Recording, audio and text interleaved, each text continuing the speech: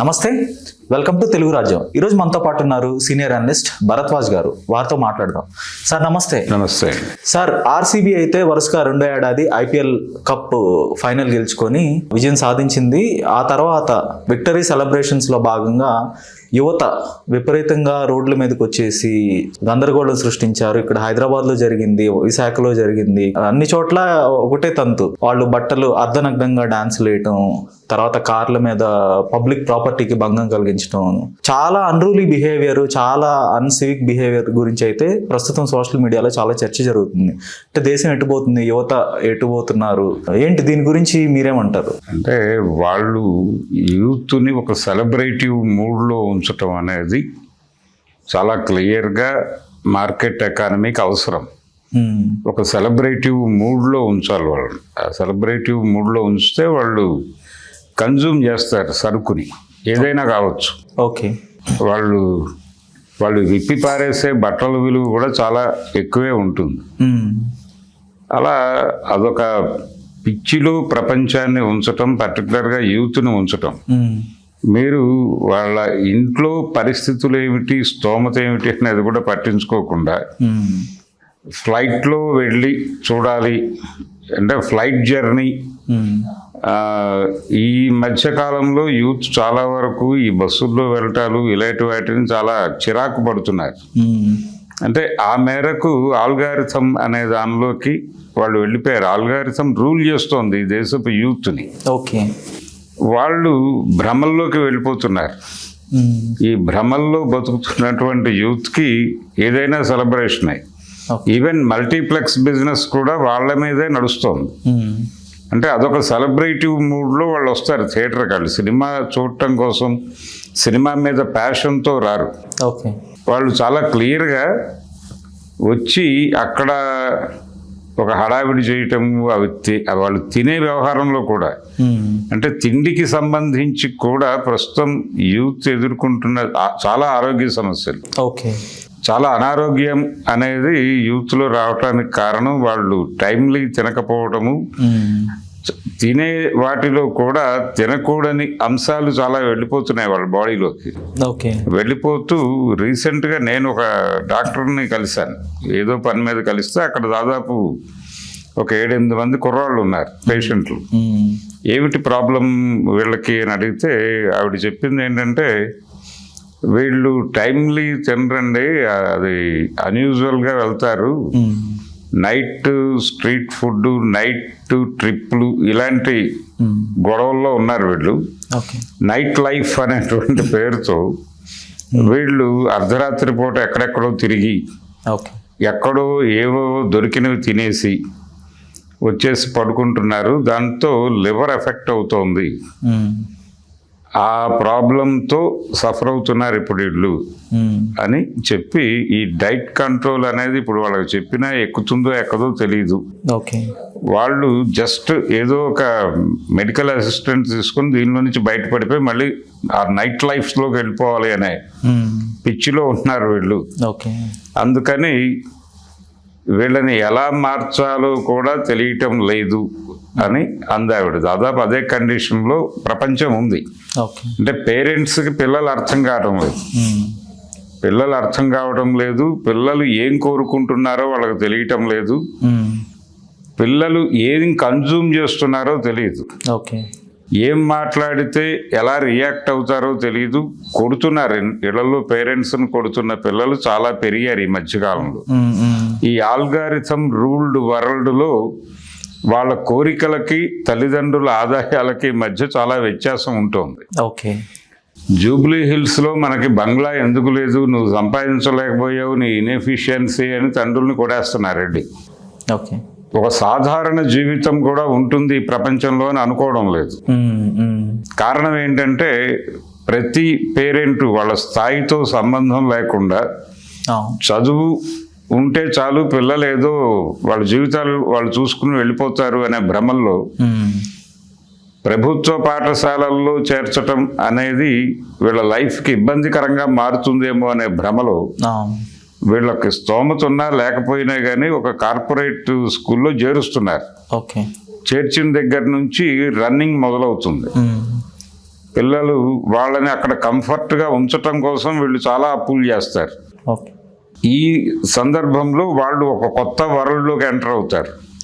ఆ కొత్త ప్రపంచంలో వాళ్ళకు వచ్చే కొత్త స్నేహాల్లో నుంచి చాలా ఫాల్స్ వాల్యూస్ వాళ్ళ బుర్రలోకి వెళ్ళిపోతాయి. వెళ్ళిపోయి ఈ ఫాల్స్ వాల్యూసే జీవితపు విలువలుగా స్థిరపడిపోతాయి వాళ్ళకి. స్థిరపడిపోయి ఆ కళ్ళజోడులోంచి ప్రపంచం చూస్తారు వాళ్ళు. ఎడ్యుకేషన్ అయిపోగానే ఇమ్మీడియట్గా ఆస్ట్రేలియానో స్విట్జర్లాండో వెళ్ళిపోవాలి కదా, మా ఫ్రెండ్స్ అందరూ వెళ్ళిపోయారు, నేనేంటి ఇక్కడ ఉన్నాను, ఎందుకు ఉంచారు నన్ను ఇక్కడ అని కాలర్ పట్టుకుని నిలదీస్తాడు. ఒక 20 lakhs ఇవ్వు, నేను సరదాగా అలా వరల్డ్ టూర్ చేసి వస్తాను, ఈ లోపల నువ్వు జూబ్లీ హిల్స్లో ఒక బంగ్లా కొను. ఈ లెవెల్లో మాట్లాడుతున్నారు పిల్లలు. డబ్బులు ఎక్కడి నుంచి వస్తాయి, ఏం చేస్తే వస్తాయి అనేది కూడా మినిమం సెన్స్ ఉండటం లేదు వాళ్ళకి. సంపాదించటం కోసం ఎంత కష్టపడాలి అనేది అందులోకి వెళ్ళటం లేదు. ఎప్పుడైతే ఈ చిరాకు మొదలవుతుందో దాని నుంచి డబ్బులు సంపాదించాలి అనేటువంటి ఒక పిచ్చిలోకి వెళ్ళి వాళ్ళు చాలా దారుణాలు చేసేస్తున్నారు. అంటే ఈజీ మెథడ్స్, మనీ ఎర్న్ చేయటానికి చాలా ఈజీ మెథడ్స్లోకి వెళ్ళిపోయి ఎవరినైనా చంపేయటానికి కూడా సిద్ధపడుతున్నారు. క్రైమ్ చేయటానికి కూడా పెద్దగా సంకోచించటం లేదు. ఏదో పద్ధతిలో ఒక క్రైమ్ చేసేసి కొంత డబ్బు తీసుకుని మనం పక్కకి వెళ్ళిపోవాలి అనే ధోరణి. అలాగే ఒక ప్రాపర్ ఎంప్లాయ్మెంటు, ఒక ప్రాపర్ ఎదుగుదల, ఏదో ఒక ఉద్యోగం చూసుకోవాలి, దానిలో ఒక చిన్న స్థాయిలో మొదలు పెట్టాలి, ఇంటి నుంచి క్యారేజ్ తీసుకెళ్ళాలి, సిటీ బస్ ఛార్జీల వరకే డబ్బులు తీసుకోవాలి, పాస్ తీసుకుని బతకాలి. ఇదంతా 80-90ల నాటి యూత్ యాటిట్యూడ్. ఇప్పటి యూత్ అలా లేదు. వీళ్ళు కాలేజీలో చేరగానే బైక్ అడుగుతాడు, వీడేదో తిప్పలు పడి ఒక బైక్ అంటాడు, అది కాదు నాకు హ్యాడ్లీ డేవిడ్సన్ కావాలంటాడు. అక్కడి నుంచి అది ఎక్కడ దొరుకుతుందో తెలియదు, దాని రేట్ ఎంతో తెలియదు ఈ తండ్రికి. వాడు ఏదో ఒక 50,000 అడుగుతాడు, 50,000తో అయిపోతుందేమో అనుకుంటాడు. వాడు అక్కడ కట్టి ఈఎంఐ అంటాడు, ఆ ఈఎంఐలు కట్టాలి. లేదు మా ఫ్రెండ్స్ అందరూ కారులో వస్తున్నారు కాలేజీకి, నేనేమిటి ఈ దిక్కుమాలిన బైక్లో పెడుతున్నాను. బైక్ ఉండాలి, ఎప్పుడైనా సరదాగా బయటకు వెళ్ళటానికి బైక్ ఉండాలి, కానీ కనీసం ఒక కారు కూడా ఉండాలి కదా. మీరు ఎందుకు ఒక 5 lakhs ఇవ్వండి, ఏదో ఒకటి మేనేజ్ చేద్దాం అని చెప్పి ఈఎంఐల మీద ఇంకో కారు తీసుకుంటాడు. ఇలా పిల్లల టార్చర్, పిల్లల్ని పెద్దవాళ్ళు భరించలేని పరిస్థితులకు వెళ్ళిపోతున్నారు. పేరెంట్స్ బర్డెన్గా మారిపోతున్నారు. ఆ బర్డెన్గా మారిన యూత్ వీధుల్లోకి వచ్చి వాళ్ళకి ప్రతిదీ సెలబ్రేషనే. వాళ్ళు సెలబ్రేషన్ కానిదేమీ లేదు. వాడికి బాధ్యతల్లోకి ఎంటర్ కావాలంటే భయం, బాధ్యతలు భుజాన్ని వేసుకోవాలంటే భయం, వాడి సమస్యలు వినటానికి భయపడతాడు, వినడు. ఆ పిచ్చిలో ఉన్నంతసేపు వాడికి ప్రపంచంతో లింక్ ఉండదు. అందుకని మీకు డ్రగ్ కన్సంప్షన్ కానీ లేకపోతే లిక్కర్ కన్సంప్షన్ కానీ బీభత్సంగా పెరగటానికి కారణం ఇది. రియాలిటీని యాక్సెప్ట్ చేయట్లే వాళ్ళు. రియాలిటీ నుంచి హైడ్ అవటం కోసం విచిత్రమైన ప్రపంచాన్ని కోరుకుంటున్నారు. ఆ విచిత్ర ప్రపంచాలు వీళ్ళు కల్పిస్తున్నారు. అది డ్రగ్స్ రూపంలో కల్పిస్తున్నారు, లిక్కర్ రూపంలో కల్పిస్తున్నారు. దాన్ని ఎగ్జిబిట్ చేసుకోవటానికి ఇలాంటి గోళలు. ఇప్పుడు యువత ఇంత పెడదారి పట్టడానికి దీంట్లో ప్రభుత్వాల పాత్ర ఎంత ఉంది? ఎందుకంటే ఎంప్లాయ్మెంట్ జనరేషన్ యువతని జనరల్గా బిజీగా పెడుతుంది, వాళ్ళకి ఏదో పని చూపించడం, ఆ పనిలో ఎంగేజ్ అవుతారు. కానీ ఎంప్లాయ్మెంట్ రేట్ అనేది దేశంలో ఇప్పుడు ప్రస్తుతం చాలా పీక్ లెవెల్లో ఉంది. ప్రభుత్వాలు దాన్ని ట్యాకిల్ చేయడానికి ఎలాంటి చర్యలు తీసుకోవట్లేదు. ఎంప్లాయ్మెంట్ లోకి వెళ్ళాలని కూడా యూత్ అనుకోవడం లేదనే విషాదం అర్థం కావట్లేదు వీళ్ళకి. వీళ్ళు ఎంప్లాయ్మెంట్ క్రియేషన్ అనే పేరుతో చెప్తున్నటువంటి ఉద్యోగాల్లోకి వెళ్ళే యువత కొంత ఉంది, కానీ సైకలాజికల్ గా యూత్ దెబ్బతిని ఉంది. ఎందుకంటారు సైకలాజికల్ గా ఎందుకు దెబ్బతింటారు? Mismanagement, false values.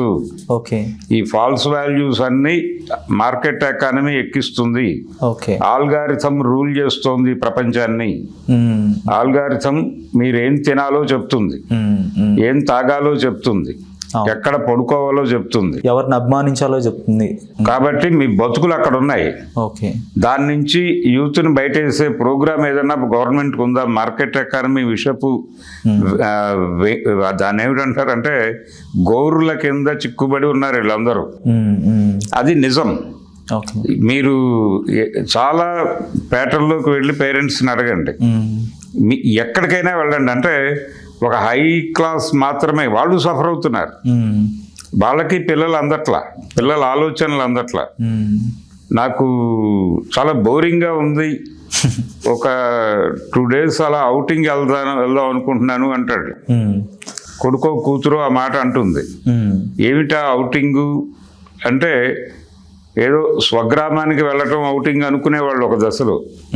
స్వగ్రామానికి వెళ్ళటం అంటే వాళ్ళ పుట్టిన గ్రామానికి వెళ్ళి 2 రోజులు ఆ పొలాల్లో తిరిగేసి వచ్చేసి హ్యాపీ అనుకునేవాళ్ళు ఒక దశలో. అవుటింగ్ అనగా అది. ఇప్పుడు అవుటింగ్ అన్న తర్వాత వాడు సరదాగా స్విట్జర్లాండ్ వెళ్ళొస్తాను, అలాగే అక్కడ ఏదో ఒక బెలూన్లో ఎక్కితే అది ఎక్కడికో అలా గాలిలోకి తీసుకెడుతుంది, ఒక ఇలాంటివేవో వాడికి అందులో వచ్చేస్తాయి. అడ్వెంచర్స్ తాలూకా ఇవి వస్తాయి ఆల్గారిథంలో, అవి రిపీటెడ్గా వస్తాయి. ఓకే. అది 15వ తారీఖుతో ఎండ్ అయిపోతుందట. నేను వెళ్ళి కనీసం దానిలో పార్టిసిపేట్ చేసి ఆ ఎంజాయ్మెంట్ కూడా మీరు నాకు కల్పించలేరా? ఇదే మీ బతుకు అంటాడు వాడు. కనీసం సరదాగా అవుటింగ్కి వెళ్ళటానికి ఒక 5 లక్షలు ఇవ్వటానికి చచ్చిపోయేవాళ్ళు మీరు పిల్లల్ని ఎందుకు అంటున్నారు? మీరు కనకండి, మీరు చచ్చిపోండి, నన్ను కూడా చంపేయండి అనే లెవెల్కి డిస్కషన్ తీసుకెళ్తే వాళ్ళు ఫ్రస్ట్రేషన్లోకి వెళ్ళిపోయి ఏం డైలాగో అర్థం కాని పరిస్థితి వెతుకులాడుకుంటున్నారు. ఓకే. ఇది చాలా ఇళ్లలో జరుగుతోంది. చాలా మిడిల్ క్లాస్ ఫ్యామిలీస్లో వైలెన్స్ పెరిగింది, సైకలాజికల్ డిజార్డర్స్ పెరిగాయి, సైకియాట్రిక్ పేషెంట్లు పెరిగారు యూత్లో.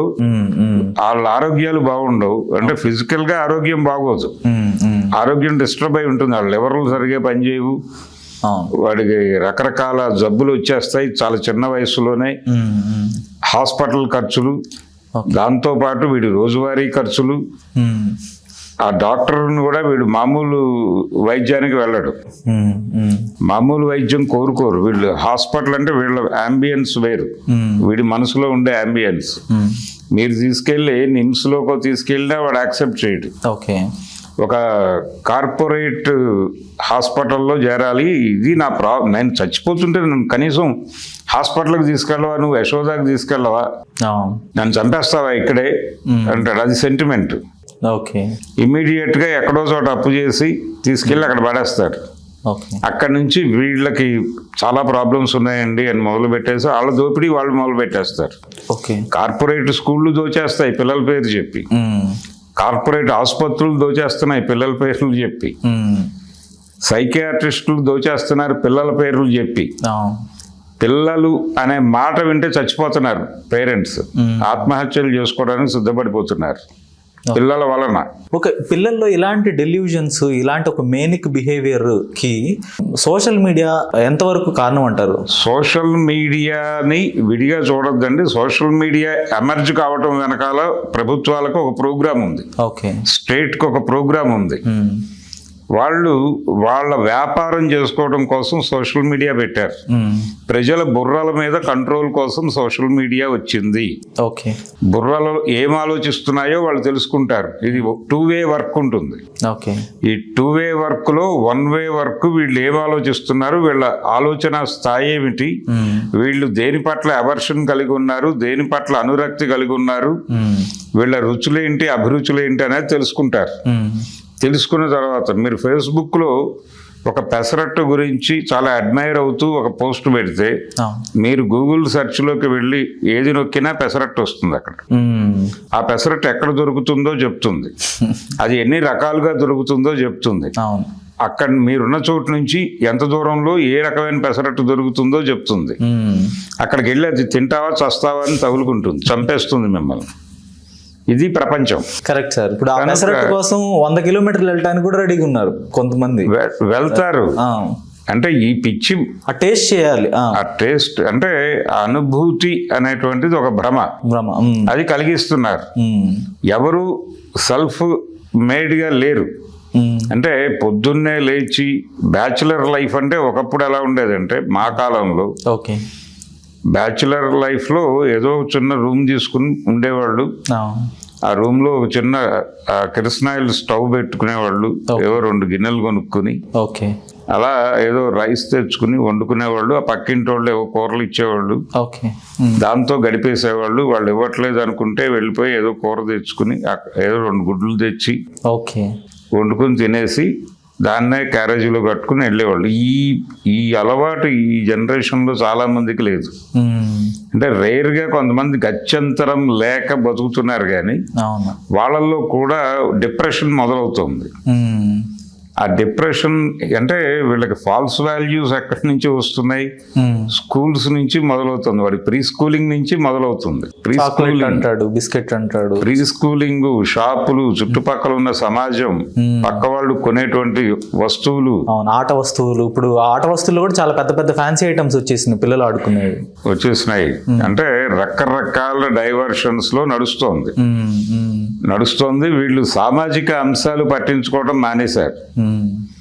సమాజం గురించినటువంటి కనీసపు చేతన ఉండట్లేదు పిల్లలకి.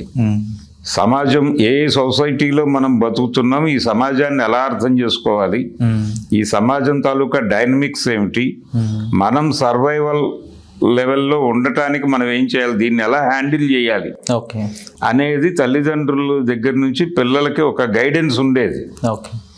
90లకు ముందు. 95 తర్వాత ఆ గైడెన్స్ తీసుకోవడానికి నిరాకరిస్తున్నారు పిల్లలు. ఆ గైడెన్స్ తీసుకున్న పిల్లలు బాగానే ఉంటున్నారు ఇప్పటికీ. ఆ గైడెన్స్ ఇవ్వగలుగుతున్న పేరెంట్స్ అనుక్షణం పిల్లలతో కాంటాక్ట్లో ఉండాల్సిన పరిస్థితి తల్లిదండ్రులు. ప్రతి క్షణం వాడు ఏం చూస్తున్నాడో, ఏం చేస్తున్నాడో, ఏం తింటున్నాడో తెలుసుకోవాల్సిన బాధ్యత ఉంది తల్లిదండ్రులకి. కానీ తెలుసుకునే వెసులుబాటు ఉండట్లేదు. ఎందుకంటే వీళ్ళ అవసరాలు తీర్చడానికి, డబ్బులు సంపాదించడానికి వీళ్ళు 24 hours కాదు, అంతకు మించిన టైం కష్టపడుతున్నారు రోడ్ల మీద తిరిగి. వీళ్ళ కోసం చేసినటువంటి బ్యాంక్ అప్పులు, బయట అప్పులు తీర్చడానికి, వడ్డీలు కట్టడానికి వీళ్ళ జీవితాలు అక్కడ నాశనం అయిపోతున్నాయి. పేరెంట్స్ లైఫ్లు అలా జీవితాలు అక్కడ నాశనం అయిపోతుంటే వీళ్ళ పరిస్థితి ఏమిటి? వీళ్ళ ఫాల్స్ వాల్యూస్ లో బతికేస్తున్నారు. వీళ్ళు అప్పులు చేసి వీళ్ళని ఆ పిచ్చి ప్రపంచంలో బతకనిస్తున్నారు. వీళ్ళు ఇది మానేసి రియాలిటీ ఇది అనే, ఇప్పుడు ఇంజనీరింగ్ అనేది భ్రమ. ఇంజనీరింగ్ లో చేర్చి సాధించేది ఏమీ లేదు అని తెలిసినప్పటికీ అది ఒక సొసైటీ నామ్గా మారింది. ఏంటి మీ అబ్బాయిని మామూలు ఏదో బిఏలో చేర్చారట, ఇంజనీరింగ్ లో చేర్చలేకపోయారా, ఏంటి ప్రాబ్లం, ఏదైనా ఫైనాన్షియల్ ఇష్యూస్ ఉన్నాయా దాకా మాట్లాడేస్తున్నాడు అవతలడు. దాంతో సొసైటీ వీడికి ఒక ఫాల్స్ వాల్యూ ఏడుస్తుంది. సొసైటీ ఇన్ఫ్లుయెన్స్ ఎక్కువ ఉంది ప్రతి ఒక్కళ్ళు. అంటే సొసైటీ ఇన్ఫ్లుయెన్స్ లేదు, సొసైటీ కాదు, ప్రపంచాన్ని నడిపిస్తున్న సూత్రధారి ఒకడు ఉన్నాడు, మార్కెట్ ఎకానమీ, అదే ఆల్గారిథం రూల్ చేస్తోంది ప్రపంచాన్ని. ఆ రూల్ చేస్తున్నటువంటి సందర్భంలో వీళ్ళు ఎందుకు చదువుతారు? వీడికి ఈ దేశంలో ఉండాలని ఎవడో అనుకోవడం లేదు, అక్కడికి వెళ్ళిపోవాలి, విదేశాలు వెళ్ళాలి, 10 సంవత్సరాల్లో ఏదో సంపాదించుకొని రావాలి అనే పిచ్చిలో ఉన్నారు. అక్కడికి వెళ్తే జీవితాలు ఎలా ఉంటాయో వాళ్ళకి తెలియదు, సంపాదించుకుంటారో తెలియదు. అక్కడికి వెళ్ళి ఏదైనా సఫర్లో ఇరుక్కుంటే వాళ్ళని బయటకు లాక్కుని ఇక్కడికి తీసుకురావాల్సిన బాధ్యత మళ్ళీ వీళ్ళదే. ఎందుకు వీళ్ళని ఇబ్బంది పెట్టడం, మనం ఇక్కడే ఏదైనా చేసుకోవచ్చు కదా అని అనుకోవడం లేదు. వీళ్ళు డిప్రెస్ అవుతున్నారు. ఒక కోరిక వాళ్ళల్లో వాళ్ళే కోరుకుంటున్నారు. ఆ కోరిక తీర్చే పరిస్థితుల్లో తల్లిదండ్రులు లేరు అనే రియాలిటీ అర్థం చేయిస్తే డిప్రెషన్లోకి వెళ్ళిపోయి చచ్చిపోతున్నారు. ఆత్మహత్యలు జరుగుతున్నాయి, పిల్లలు హత్యలు చేసేస్తున్నారు డిప్రెషన్లోనే, పిచ్చెక్కుతోంది వాళ్ళకి. పక్కింటి వాళ్ళు ఏదో తన గురించి బ్యాడ్గా మాట్లాడుతున్నారని వాళ్ళని కొడుతున్నారు వెళ్ళి. ఇలాంటి అంటే ఒక రకంగా ఇజ్జత్ అనేటువంటి ఒక భ్రమ, ఇమేజ్ అనేటువంటి ఒక భ్రమ వీళ్ళల్లో ఇంకిపోయి దానికోసం ఎవరినైనా కొట్టడానికి సిద్ధమైపోతున్నారు. అవతల వాడు వీడిని హత్య చేశారు అని కూడా అనుకోడు, ఏదో క్యాజువల్ డైలాగులో ఏదో అంటాడు, నన్ను టార్గెట్ చేసి అన్నాడు వీడని చెప్పేసి వాడిని ఎక్కడో చోట పట్టుకొడేస్తున్నాడు వీడు. ఓకే. ఇలాంటి యూత్ అన్కంట్రోలబుల్గా తయారైంది. యూత్ అనేది ఎవరి కంట్రోల్లో ఉండాలి? ఇదివరకు యూత్ టీచర్ కంట్రోల్లో ఉండేది, పేరెంట్స్ కంట్రోల్లో ఉండేది. అలాగే విద్యార్థి సంస్థలు ఉండేవి, ఏఐఎస్ఎఫ్ కావచ్చు, ఎస్ఎఫ్ఐ కావచ్చు, ఈవెన్ యునైటెడ్ స్టూడెంట్స్ ఆర్గనైజేషన్ లాంటి సంస్థలైనా ఉండేవి. ఓకే. లేదు డిఎస్ఓ, పిడిఎస్ఓ ఈ ఏరియాలోకి వచ్చాక వాళ్ళకి కొంచెం సమాజం తెలిసేది. అవును. రాడికల్ స్టూడెంట్స్ యూనియన్ లాంటివి కుర్రాళ్ళని, అన్ని కులాల వాళ్ళని పోగేసి గ్రామాలకు తీసుకెళ్లేవాళ్ళు సమ్మర్ హాలిడేస్లో. అక్కడ రియాలిటీస్ అర్థమయ్యేవి ప్రపంచానికి. అది బోల్డ్ మానసిక వికాసం. ఓకే. ఈ రోజున చాలా ఏరియాల్లో రూల్ చేస్తున్నటువంటి డాక్టర్లు, లాయర్లు, వీళ్ళందరూ ఆ లైఫ్ చూసి వచ్చిన వాళ్ళే. ఓకే. వాడికి సమాజం అర్థమవుతుంది, వాడు ఇప్పుడు కూడా ఎలా బతకాలో అలాగే బతుకుతాడు. ఈ సమాజానికి ఏం చూపించాలో అదే చూపిస్తాడు, కానీ అది వాడి బతుకుగా వాడు చూసుకోడు. ఓకే. ఓకే. అలాంటి లైన్స్ గీసుకుని బతుకుతున్న చాలా మందిని చూశాను నేను. అందుకని మనం వాళ్ళు రోడ్ల మీదకి వచ్చి విశృంఖలంగా బిహేవ్ చేస్తారు. వాళ్ళు స్కూల్ నుంచి బయటకు వచ్చిన తర్వాత వాళ్ళ టీచర్స్ గురించి మాట్లాడుకునే భాష వింటే చచ్చిపోతారు. ఓకే. అంటే నిన్న ఏంట్రా సార్గాడు అడుగుతున్నాడు నిన్ను, సార్గాడు అనేది కామన్ వర్డ్. ప్రస్తుతం హైదరాబాద్లో చదువుతున్న కుర్రాళ్ళు పార్కుల్లో అక్కడ చదువుతారు కదా. ఓకే. వాళ్ళు మాట్లాడుకునే మాటలు మన చెవిని పడతాయి కదా. గౌరవప్రదంగా మాట్లాడిన ఒక విద్యార్థిని చూడలేదు నేను. ఓకే. నిన్నేంటి సార్గాడు నీతో మాట్లాడుతున్నాడు అంటే, అదేరా ఏదో ఉంది, అది మొన్న ఎగ్జామ్లో ఏదో తేడా వచ్చిందంటే అది మాట్లాడుతున్నాడు అంటాడు. ఏంటంటే అడిగేంటి ప్రాబ్లం, మనం మేనేజ్ చేసుకుంటాం కదా, అడిగి తెలీదా, లాగౌట్ పెక్కపోయావా అంటాడు. ఈ లెవెల్కి వెళ్ళిపోయింది ప్రపంచం. ఓకే. నిన్నేంటి మీ ఫాదరు ఆ రోడ్డు మీద మాట్లాడతాడేంటి, నన్ను అడుగుతాడేంటి నీ గురించి, నీ ప్రైవసీని వాడు భంగపరుస్తాడేంటి, నువ్వు కొడతావా నేను కొట్టనా అని అడుగుతున్నారు. ఓకే. ఓకే. ఈడేమో కొడుకు గురించి వీడికి తెలియదు, ఈడెళ్ళి ఇంకెవడనో అడుగుతాడు, వాడెళ్ళి వాడితో ఇది మాట్లాడతాడు, వాడి ఇంటికి వచ్చి నా ఫ్రెండ్స్తో నువ్వు నా గురించి ఎందుకు మాట్లాడావని కొడతాడు. గొడవ ఇంట్లో, కొట్టడమే. బెల్ట్ తీసుకుని బాగుతున్నారు తండ్రుల్ని పిల్లలు. చాలా మంది బయట పట్టలేదు, ప్రపంచానికి తెలియట్లేదు. కానీ ఈ దేశపు యువత, ఈ దేశపు భవిష్యత్తు అనే అన్నాడు ఆయన. ఎవరు? వివేకానంద గారు. అవును. ఈ దేశపు యువతే ఈ దేశపు భవిష్యత్తు అని చెప్పాడు అమాయకంగా. అవును. ఈ దేశపు యువత ఈ దేశపు అంధకారంగా మారింది ఇప్పుడు. యూత్ని చూసి భయపడుతున్నారు జనాలు. మీరు రోడ్ల మీద వెళ్తున్నా కానీ అవును వాడు స్పేస్ ఇవ్వడు. అంటే ఇప్పుడు యూటర్న్ ఉంటుంది. ఓకే. యూటర్న్ దగ్గర మనం యూటర్న్ తీసుకోవాలి. ఓకే. యూటర్న్ దగ్గర కొంతమంది యూటర్న్ తీసుకుంటారు, వాళ్ళ కోసం మనం స్పేస్ ఇవ్వాలి, మనం బ్రేక్ వేసి స్లోగా వెళ్ళాలి అని అనుకోవడం లేదు. ఒకప్పుడు పక్క నుంచి ఒక వెహికల్ అంటే వాడు క్రాస్ చేయడానికి ప్రయత్నం చేస్తున్నాడు అనుకున్నప్పుడు వీడు కుదిరితే వేగంగా వెళ్ళేవాడు, లేదంటే పక్కకి జరిగి కొంచెం స్లో అయ్యి వాడికి స్పేస్ ఇచ్చేవాడు వెళ్ళనీయని. ఓకే. తగ్గి గేర్ మార్చి కూడా తగ్గి పంపించేసేవాడు. ఓకే. ఇప్పుడు ఎవడూ తగ్గట్లేదు. యూటర్న్ దగ్గర చూస్తే ఈ ప్రపంచం అర్థమవుతుంది. ఎవరికి నువ్వు తిరిగి వెళ్ళటం అనేది నీ టాలెంట్. ఓకే. నువ్వు అక్కడ ఆగినా నీ వెనకాల వాడు ఊరుకోడు, హారన్ కూడా చంపేస్తాడు. నువ్వు ఎందుకు తిరగట్లేదు, వాడు ఆగట్లేదు కదా అంటే వాడు ఆగడు, నువ్వు తిరగాలి. ఆ సమర్థత ఉంటే రోడ్డు మీదకి రా, లేకపోతే చచ్చిపోవు. ఓకే. ఎందుకు వస్తున్నావు రోడ్డు మీదకి నువ్వు? అది కాదండి, నేను చిన్నప్పుడు డ్రైవింగ్ రూల్స్ చెత్త అంతా చెప్పద్దు మీరు. దెబ్బలు తింటారా, బండి అమ్మేసి వెళ్ళిపోతారా, ఈ లెవెల్లో బయట మార్కెట్ ఉంది. అవును అవును అవును. కాబట్టి జీవితం అంటే యూత్ని చూసి తల్లిదండ్రులు మాత్రమే కాదు, ప్రతి ఒక్కడు భయపడుతున్నాడు. ఓకే.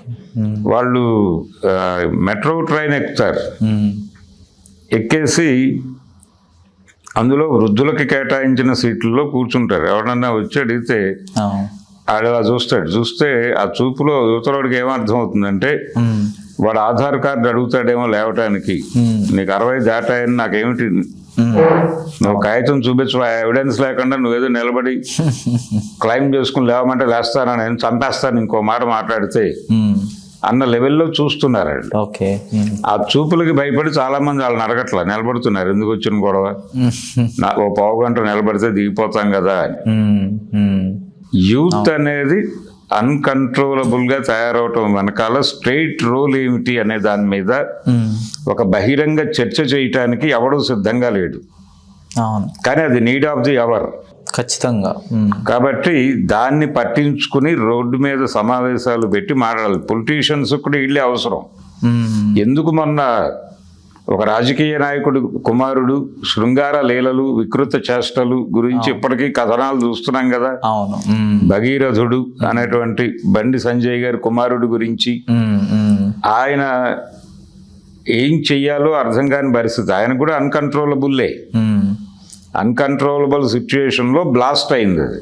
ఓకే. ఇలాంటి బ్లాస్టింగ్స్ చాలా ఉన్నాయి జీవితాల్లో, ప్రతి ఒక్కడి జీవితంలోనూ. సన్ స్ట్రోక్ అని వాడేస్తున్నారు కానీ కాదు అది. ఓకే. సన్ బ్లాస్టింగే. బ్లాస్టింగ్ కేవలం వీళ్ళు మాత్రమే కదా, ఆడపిల్లల వైపు నుంచి సఫర్ అవుతున్న తల్లిదండ్రులు కూడా ఉన్నారు. అంటే పోటీ పడుతున్నారు. ఓకే. హలో, తెలుగు రాజ్యం ఛానల్ చూస్తున్నారా? సామాజిక రాజకీయ జీవన చిత్రణే తెలుగు రాజ్యం. అతిశయోక్తులు అసత్యాలు ఉండవు. రాజకీయ కోణం కాదు, ప్రజా కోణమే కొలబద్ద. తెలుగు రాజ్యం వీక్షణ మీ ఉత్తమ అభిరుచికి నిదర్శనం.